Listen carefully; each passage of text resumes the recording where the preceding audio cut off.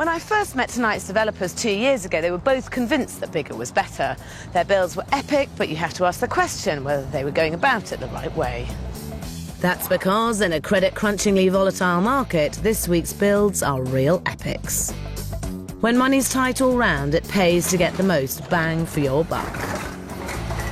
If you're going to demolish all of this, you're rebuilding it, but just adding another 2 or 3 feet on.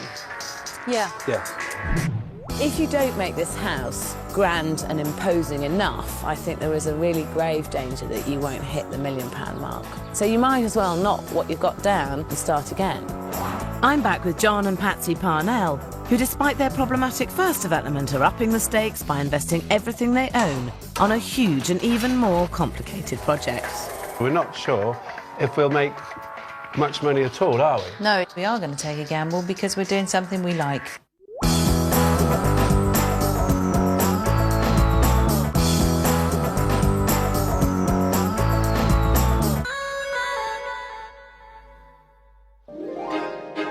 In Bishop's Waltham, Hampshire, tanning salon owners Andy and Amanda Tindall have just bought this rather ordinary-looking 1950s house. But there's nothing ordinary about their plans because they're gearing up to supersize their property into nothing short of a mansion and looking to make a staggering £250,000 profit in just 8 months. Square footage, we're going to turn this little house into a 5,000 square foot house. 5 bedrooms, 4 bathrooms, electric gates. It's going to be all singing and dancing house. 60 miles away in Windsor, it's one extension-mad couple to another. Metal engineer John Parnell and his wife Patsy are planning not 1 but 2 extensions to their property and are equally convinced it's the best way to bring in the readies. We've worked all our lives and we've made a living, but in terms of a future living, and we need obviously a certain amount of money to enjoy a lifestyle that we want to enjoy. I mean, otherwise we're just going to carry on to retirement in the same old way, in the same old...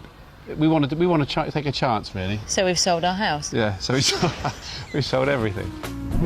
John and Patsy intend to be majorly hands-on over a 6-month schedule and are relying on the experience from doing up their last 13 family homes to see them through.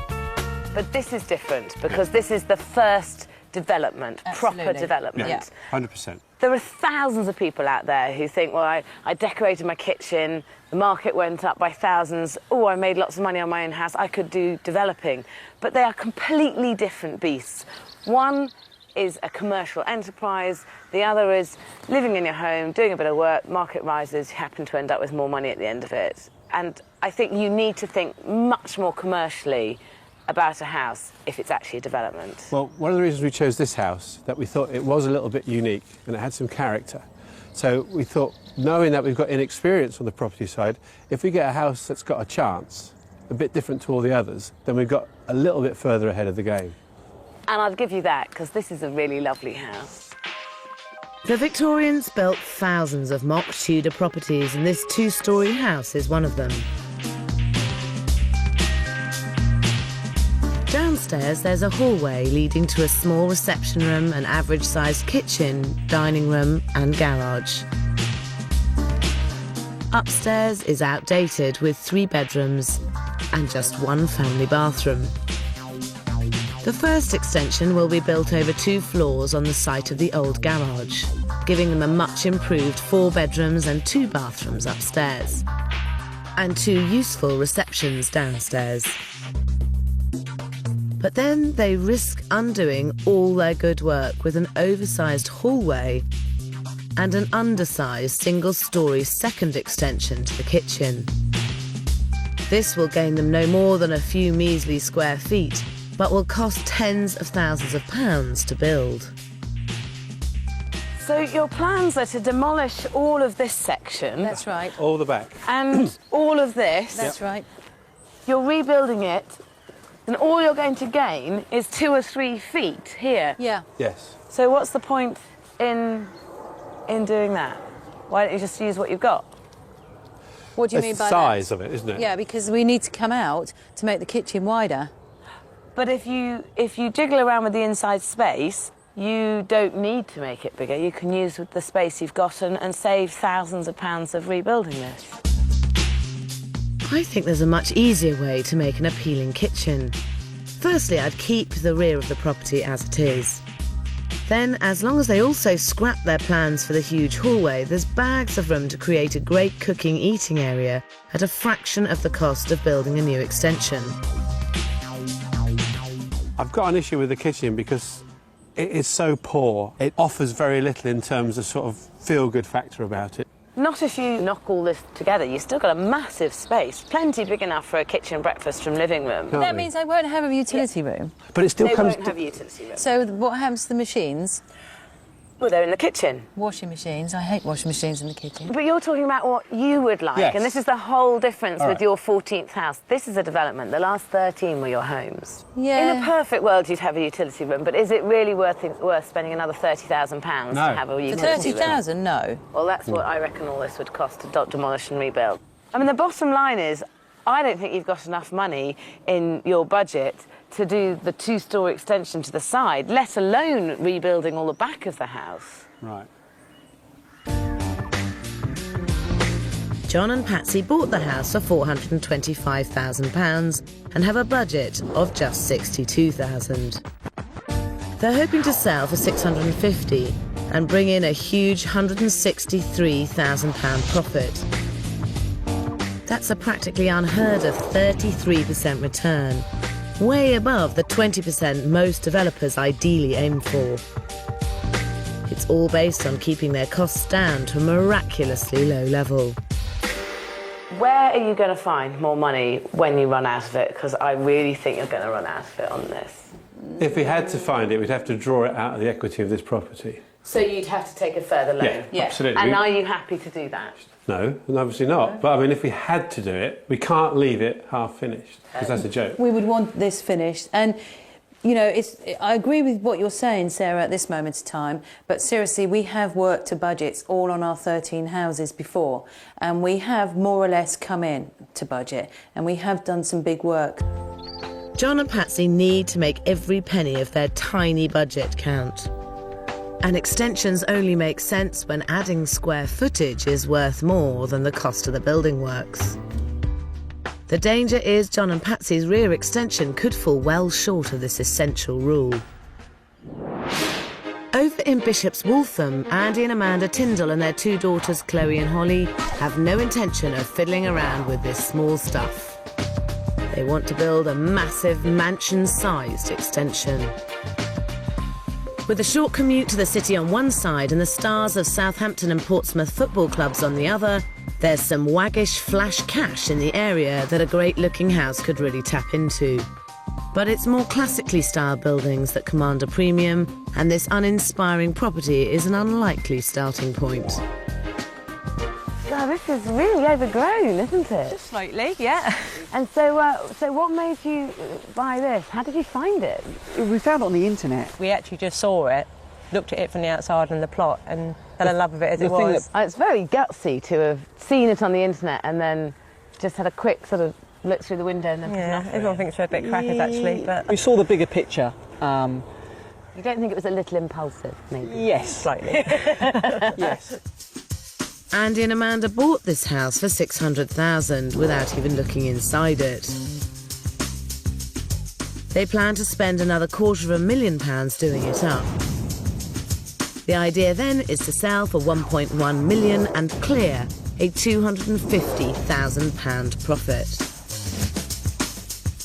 You could easily spend £400,000 doing this. I do. If it went to 300, I'd be panicking. If it went over that, I'd be severely panicking. I'm sure there is money to be made here, but it's really a question of how much. I think there's a trick to play that could double the profit without doubling the budget. In Bishop's Waltham, 15 miles north of Southampton, tanning salon owners Andy and Amanda Tindall spent £600,000 buying this property without even stepping inside the front door. They hope it can be turned into a millionaire's mansion that will attract the wedged-up locals and bring in a cool £250,000 profit for 8 months' work. So this is where the extension is going to be, where we're standing now, and it's coming up to this blue line. Yes, it's coming the width of the house again. So we'll be standing actually in the lounge. So it's a massive Yeah, it's about 30, maybe 33 feet by 25 depth lounge. crikey. Andy and Amanda are looking to add serious value by adding major square footage. At the moment, there are 3 bedrooms and a bathroom upstairs. On the ground floor, 2 reception rooms, a utility, a bathroom and kitchen, as well as a conservatory and a garage. Andy and Amanda plan to demolish everything apart from 2 exterior walls and quadruple the size of the property. Downstairs will have a grand entrance hall leading to a large dining room, even bigger kitchen, and a football pitch of a living room with WC and study next door. Upstairs, a galleried landing will lead off to an opulent 5-bedroom, 4-bathroom layout. Inside, it all feels highly desirable. The problem is, their design for the outside could end up looking nothing special. I think there's a danger that it could just look like a couple of semis. And I think, really, to get that top whack money, you need something that's much grander on the outside. And what would you put to make it grander? I think you might as well knock what you've got down and start again. But then is it not going to be dearer? It's going to cost more than a 200, I presume, 250,000 to smash this down, clear the site and start again. It will be cheaper to knock this down and do a new build than it will to try and work with what you've got. I've just got a vision of it. Once the new roof's on and there's new windows, I just think it will look very, very nice still. I think they need to rework their entire exterior design. What really reels in the local wags and businessmen round here is mock Georgian grandeur. And there comes a point when you're doing so much to a property, it costs much the same, if not less, to knock it down and start again. But Andy and Amanda have another more practical reason to cling to their original building. We've got nowhere else to live, which is a big thing. Is that partly why you dismissed the thought of demolishing it, because you needed to live in it? Well, Yeah, obviously, yeah, with the 2 kids and 2 dogs, we need somewhere to live, so... As the bill goes on, fingers crossed, we'll be coming into the springtime. We had 2 options, either to move right out and rent somewhere, but we said we'd rather stay and see what was going on. So you've got 2 kids and you're going to try and live in this house while there's major building work and demolition going on. Quite honestly, I think that you'd be a lot happier and a lot more comfortable in a caravan than trying to live on site. When you're adding this much square footage, if you get the design spot on as well, there's a great opportunity to make a phenomenal profit. In Windsor, it's day 1 of John and Patsy Parnell's 6-month build. They've taken a little of my advice and are leaving the hallway, but that's as far as it goes. The plan for the underachieving rear extension that I think should be left on the drawing board gets underway today. But Patsy and I thought long and hard about this. We talked to the builder, we talked to the architect, we listened to Sarah, but today the rear of the house is coming down. Rebuilding the entire back of the house to gain a measly few extra feet of floor simply doesn't add up, and I'm diving in before the bulldozers strike. For the whole of this extension, you're only adding 60 square feet. Around this area, square footage of newly refurbished period houses like this is around £325 per square foot. OK. So 60 times 325 means that you're adding £19,500 to the value of this house by doing this. Now, you have to believe me that demolishing all of this and rebuilding it is going to cost you £30,000. So you end up spending half of your building budget on something that's going to make you a £10,000 loss. Where you look at the front, it's so pretty. You look at the back and it's not pretty. And really what we need to do is just give back the workmanship, I think, at the back. Sort of I mean, this isn't a gift to history or a labour of love. This is meant to be a business. And if it's a business and you're trying to make money, you shouldn't be trying to spend money for the sake of it. I think we'd be putting up with second best. And I think if we're going to sell this house and maximise our profits, I don't want to put up with second best. It's not about settling for second best. It's about making shrewd business decisions. The moment I leave the site, the rear of the house comes down.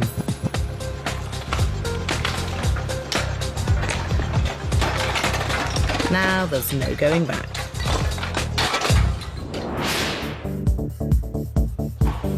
In Bishop's Waltham, it's the start of Andy and Amanda's 8-month build, and the demolition gear is also out in force. But this time, I don't think they're going far enough. They're project managing a budget of £250,000. They've got £145,000 for labour and materials, but so much needs doing. The money could be better spent knocking down the entire house and starting again. The one thing that we're definitely not going to do is smash the house down and start again. We're going to work with what we got and turn it into something very special, aren't we? Yeah. I think Andy and Amanda should be giving themselves a clean slate so they can rework the entire exterior. Because while adding major square footage should add value, to maximise the profit, the market has to be carefully researched as well. This house is just a 10-minute drive from their development. With 4 acres and 7,500 square feet of living space, it's on a slightly larger scale than Andy and Amanda's, but it's on the market for a staggering £3 million. While the interior may be a tad OTT for me personally, it shows just how glitzy people in the area are prepared to go. There's a lot of people with a lot of money around this area. We're very close here to Southampton Football Club, so dare I say it, there are footballers' wives with a lot of money, and this is the kind of house that really appeals to them. Personally, I don't like this at all. This may not be to your taste and it may not be to my taste, but there is a market for houses along these lines. It's about the wide frontage, the pillars, the symmetry of the building. I just think this is a big sort of, to be honest, a status symbol. Have a look what I've got. Absolutely. And that is it. And that is it. It's got no character at all. This specific market want a house that is grand as you drive up to it, that impresses their friends. It's about how it looks as you go up to it. So if you're doing your house as a development to sell, this is a safe bet. The look that we're going to achieve will be much better than this. Yeah. Do you not think? I think so. I get the feeling that I've lost this battle, haven't I? You're on the path, you're keeping going down it, and you're not going to change your mind. So. Yeah, I'm happy with the design, and to be honest, I'm sticking to my guns on it. In Windsor, John and Patsy are now 6 weeks into their 6-month development and are cracking on with the controversial rear extension that doesn't really extend very far. Now it's starting to take shape. Patsy is having second thoughts about whether the kitchen is big enough to have a separate utility room after all, and is changing her plans. Basically what we could do here is if we wall across there, I can have the utility there. The utility room will double as a boot room, and she's moving it away from the back door and the muddy garden. That's a fairly big problem. Now, what's wrong with this situation? Do you know what's wrong? Well, you're wet. Come on, you've got... Well, you've ruined our carpet for a start off. My boot room when I was a little girl wasn't the other side of the kitchen. You've spotted the deliberate mistake in our We designs. won't let her in. I'm not letting her in if she does that. But if you're going to have a utility room, you need to make sure that it's in the right place and that that house is zoned right. At the moment, you're mixing and matching your living and working areas. You'd be turning what should be a lovely, relaxing part of the room into a walkway from the back door to the boot room. You have the opportunity, now that you are building this extension, to put the utility area next to the kitchen. Yeah, it's a good idea, isn't it? I think it's a very good idea. I fully understand what you're saying, and the demonstration was perfect. If John and Patsy are spending unnecessary cash rebuilding the back of this house, the very least they can do is make the most of their new layout. In Bishop's Waltham, the Tindalls are 4 months into their 8-month build. Quadrupling the house to 4 times its original size is a mammoth task that will leave only 2 of the original walls untouched. Yet despite the chaos that surrounds them, the family are still living on site. This is my kitchen come bathroom, which I now have to wash up in, which can be quite embarrassing. Someone needs to use the loo when you're washing up, but you just get on with it. My friends think I'm absolutely mad being able to live like this. I was quite a house-proud person before, and now I'm having to wash up in a downstairs toilet sink. Living on site, especially with kids, can be extremely hard, but it can also be tough on both the schedule and the builder. Because we want to start stripping the roof, get the timbers off, Right. and then taking the shower down, but obviously we can't do that if you're still living in the house. We could do with you trying to find somewhere to go ASAP, Right. so we can get the roof off. So when are you planning on taking the roof off? Well, we wanted to do it next weekend. So really we need to get out. You do? Find somewhere to live. Yeah. OK. The only sensible option is to move the entire family out, leaving the builders to get on with their work. Andy's having none of it. I'd rather be here to keep an eye on things, just make sure the build is going to time and schedule. It's not a problem really. We've done it in our old house, we had the roof ripped off and the kids were little babies, so it's not going to be a problem. I'm just looking forward to it, to be honest.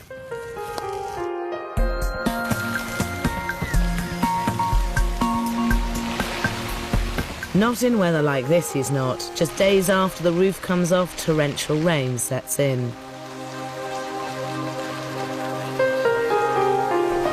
While the furniture has a temporary residence, the family are effectively homeless. The build stalling, there's the children to think of, but I think I've got a solution that won't break the bank.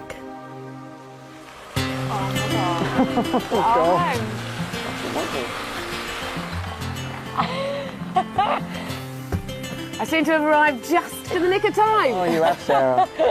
Well done. First time as well. It looks... I think I have the answer to all your prayers. It must be pretty damp in that house. It is. Just a pad. You're a saviour.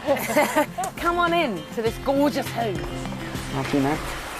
Quite honestly, this is the perfect solution. You've always been a little bit resistant about moving out of your house. Yes. Just being here all the time so I can keep an eye. There's a lot of deliveries now, so I just want to be here. This comes with all services included, so you've got all your services already working. Yeah. It's clean, it's dry, it's right on site, so you can watch all your deliveries coming and going, and you can be here for questions. It was getting a bit hair-raising in the end, wasn't it? Yeah. It is £750 a week. It's fantastic. Yeah. It doesn't get better. Great. Andy and Amanda waste no time moving in. I think the motel is wonderful. Best thing I've been in for a long, long time. Very surprised. Excellent. I'm sure we'll be fine in it. It's just going to be nice to live in something that's clean and doesn't smell musty and isn't dusty and dirty. Just going to have to work my way around my little new home. In Windsor, John and Patsy are now halfway through their 6-month schedule.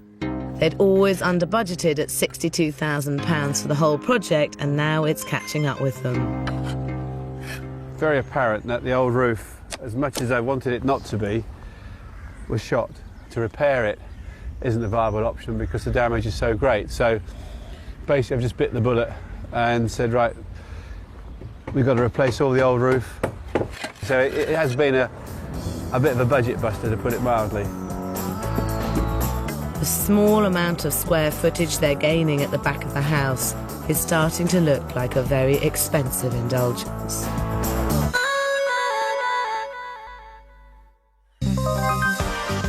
In Windsor, 4 months into their 6-month development, John and Patsy Parnell's rotten roof is being fixed. It's costing a whopping £20,000 that was never budgeted for. They should be pulling back, instead they're making changes. I want a bigger hall because I think it just gives that central sort of focus on the middle of the house, don't you? The hall becomes the heart of the house. Yeah, and we the rest like of the that. rooms just sort of like octopus tentacles come off of it. That's it. Yeah, that's it.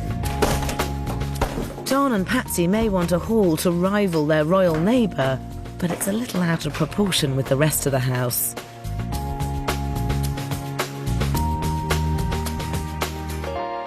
What's more, it eats into the rear extension, reducing space and light. So what we intend to do is run some nice, bright ceiling lights in all 3 rooms. The walls painted, a light floor, we can create a lot of brightness that isn't here at the moment. Light bulbs just aren't going to cut it, because it turns out John and Patsy have made this problem considerably worse by fiddling with their plans again. When did you decide to change the doors from how the drawings are to how they are now? They're 3-foot frames. Yeah. And the next frame up is 4 foot. I would have had nothing in the middle. I might as well have gone to one big open door. So why 2 4-foots. I don't know, you like the idea of 2 separate Don't blame doors. me, it's on the drawing. Not having double doors is seriously blocking both the views and the light from the garden. What John and Patsy really need to do is rip out the central pillar, but they won't.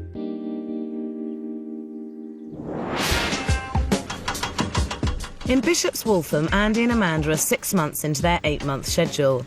There's still a lot to do, but the sheer scale of this development is now clear to see.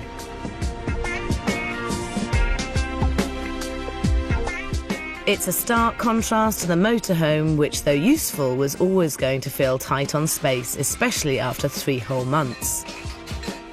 I am now counting down the day that I get into my lovely new house. I will be about another 5 weeks, I would think. I would think you'd 4 be looking... weeks and 4 days, 4.5 days. Yeah. Not that I'm counting or anything. I would say at least a month. So it's an enormous relief that 4 weeks later the family are back into the development. But now the huge space on offer is proving to be a major headache. The problem we're having with this size of these rooms obviously is decorating it, because it is such a stupidly sized room, and I am now having to think about how to furnish them properly so they look at their best. Dressing and decorating a property that is so big it can double up as a roller rink isn't going to be easy. To get top whack, the inside needs to be seriously swanky.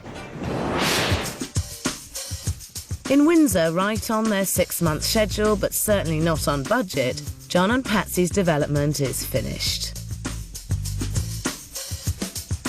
On the side of the property, the first of their 2 extensions blends seamlessly into the original house,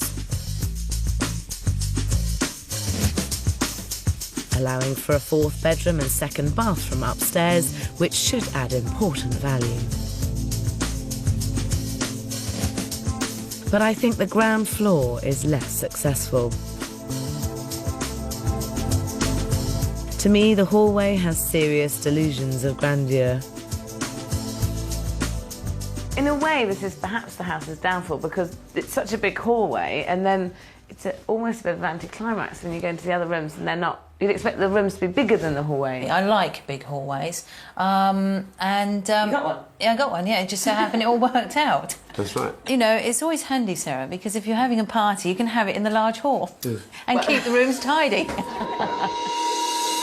The rooms either side of the hallway may feel small, but at least the detailing is spot on. Traditional features have been given a contemporary twist that really play up to the property's charm. But delightful as it all is, there's still the old issue of the rear extension.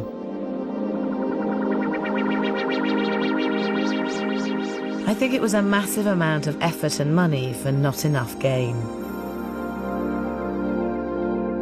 Though they've done what they can, continuing with their stylish interior design lit up by the sunpipe.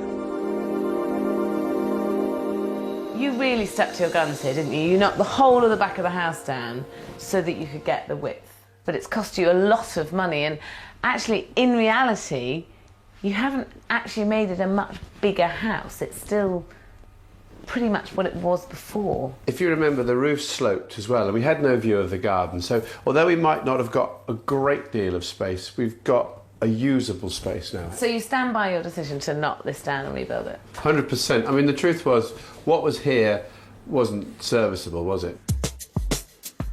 I don't think we'll ever agree. The end result is that John and Patsy spent serious cash on their whole development. Now, you bought the house for 425, didn't Yes. you? And you were planning on spending 62,000 refurbishing it. Yes. How much did you actually spend, though? We actually spent £158,000. That is quite a lot Yeah, of I money. think the 62 It was is. totally unrealistic. It's urgent sale time. You were hoping to sell for 650. What do you think it probably is now worth? Perhaps now we could be looking, I think, hope, yeah, 750. 750 might be a possibility. At 750,000, they would just about hit the £163,000 profit they'd hoped to make. It's got great curb appeal. It's a very pretty house. I've done that extension well. Now, I like this kitchen. Very nicely done. What a fantastic hallway. Much more spacious than you'd expect from the outside. It's a little on the small side there. It's a shame. I think it's a bit dark and I think it's a little bit too large. A lot of wasted space here, really.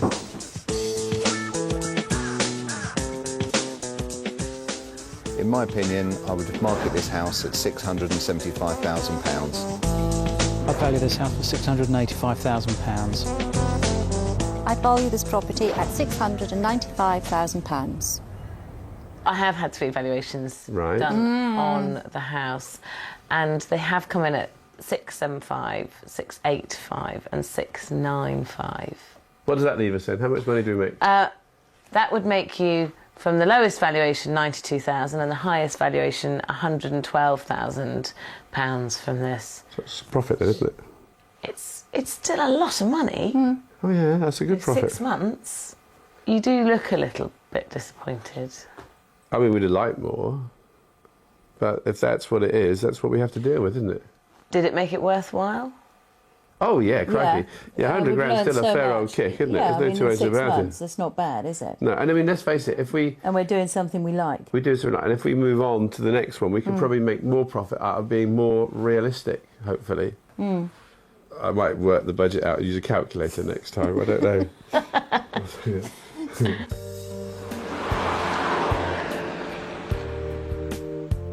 John and Patsy decide to put it on the market for £695,000. And after 8 months, they accept an offer of £595,000, making them a gross profit of just £12,000.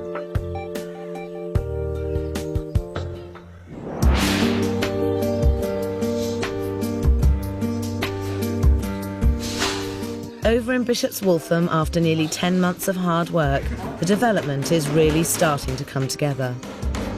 The decoration is well underway. Outside, the grounds are being landscaped, and Andy and Amanda are feeling good about smashing through the £1 million mark.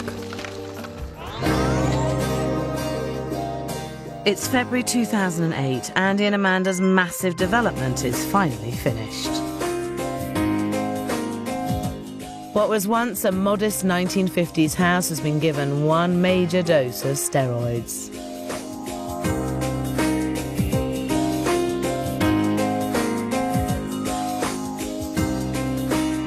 This 5-bedroom mansion is now 4 times its original size. My goodness, it's big. That is Not too big, though. It is a big old lump of building, that, isn't it? I still fundamentally think that there could have been a more impressive house on the plot. I don't think if we'd have gone, I don't know, different shapes and things, it would have got any more money. I just look at it and I kind of think, does it look a bit like a care home from the side? Care home? No, I don't think so. A care home. Is that very rude? Yeah, at the moment I think it looks like a new build, I agree with you. But I think once the trees and the grass are taken and we're back into spring, I think it will fit in. Even though I'm not entirely convinced by the design, the sheer size of this property holds a premium in itself. Does the inside fulfil its potential, though? Oh no, this is lovely. You see, this is the kind of hallway that you'd expect from a £1 million house. It's exactly what we wanted. The oak stairs, which were a hell of a lot of money, they just they do make the entrance.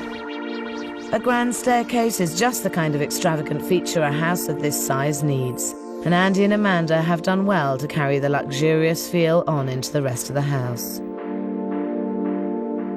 Cracking the interior design of their massive kitchen was always going to take a bold statement, and acres of black granite fill the area with suitable opulence. This is great, this room. Hey, we're painting the kitchen. What you said originally when we looked at those houses last year about keeping the wow factor going, and we've taken that on board, haven't we? Okay. And then we think we've got that. You're coming through the hall into here, and it is getting better, I think. Moving through to the living room, you're really hit with the incredible space this house offers. Although perhaps understandably, here Andy and Amanda found it a little harder to get the design 100% quite right. God, it's so bizarre to think that this whole room is the entire original house, isn't it? Yes, this was everything. It does feel that you're just a little bit bowled over by the size of the rooms and you're not quite sure what to do with them, and you're like, OK, so we'll just kind of keep it neutral and put our furniture in, which is completely swallowed up by the room. And yeah, it is tricky to fill rooms right. Yeah. On a smaller development, I think it's an absolute doddle.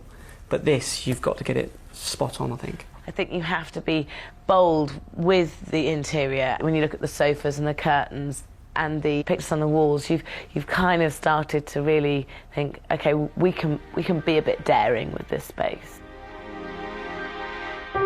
Upstairs, the master bedroom again could do with a touch more furniture, but there's no denying its truly regal dimensions. And next door, the master suite is up to the mark with twin sinks, walk-in shower and designer bath.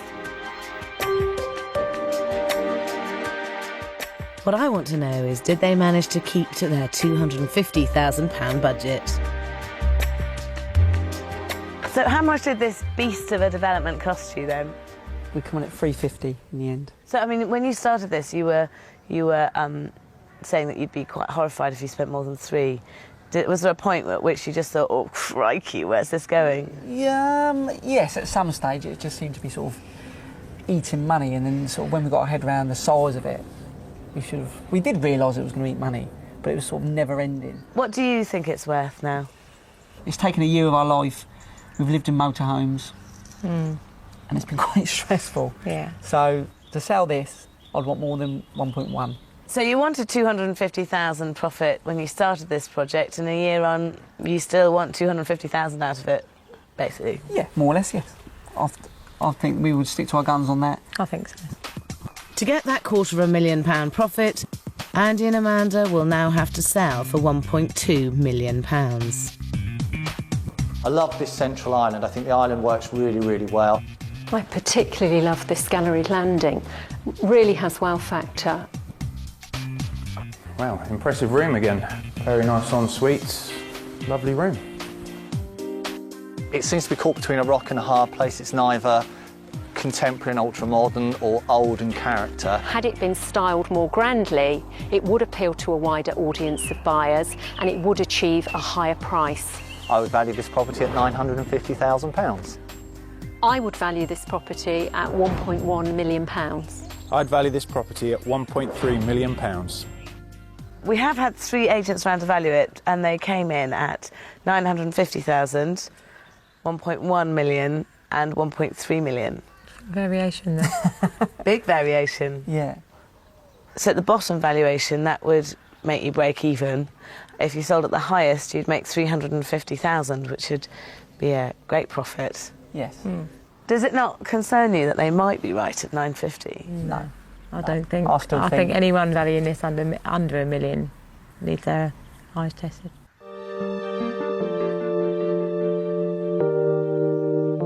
Andy and Amanda Tindall still haven't managed to find a buyer for their house and are currently living in it and waiting to see what happens with the market. But they've not hung up their development hats and have just started 2 new ones.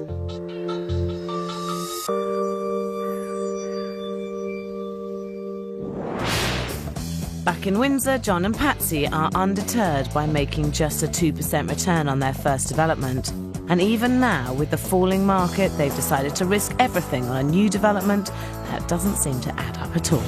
We're not sure if we'll make much money at all, are we? No, we are going to take a gamble because we're doing something we like. John and Patsy Parnell may have only made £12,000 for more than a year's blood, sweat and tears on their first development, but they now hope they've got the winning formula. They've given up their day jobs and have invested nearly £500,000 on the one they hope will make their fortune. In September 2008, John and Patsy bought a derelict pub near Staines in Middlesex.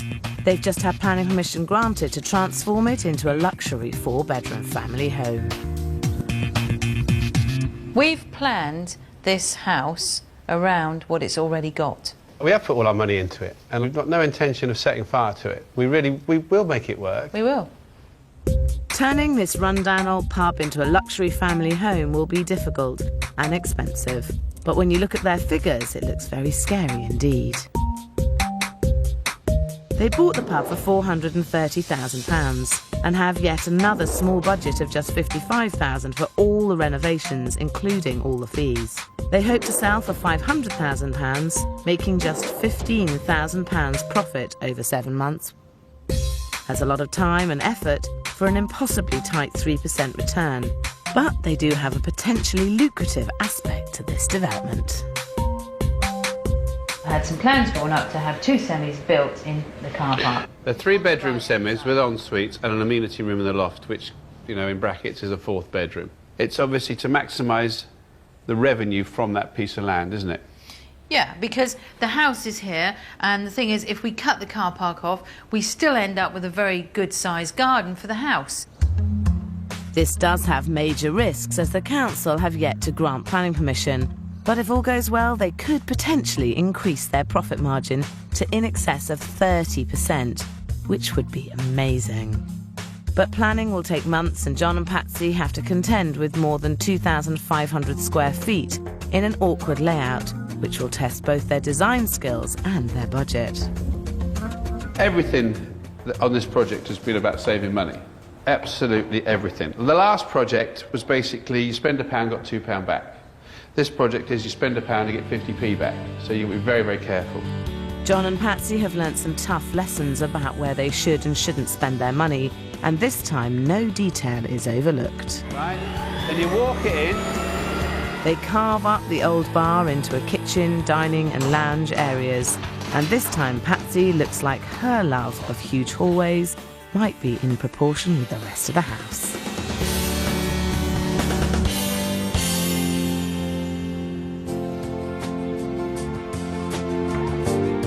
It's June 2009 and finally John and Patsy's enormous development is finished. This once ugly duckling is truly worthy of swan status as a spacious, luxurious family home. So congratulations, another fantastic development. This looks great. Thank you.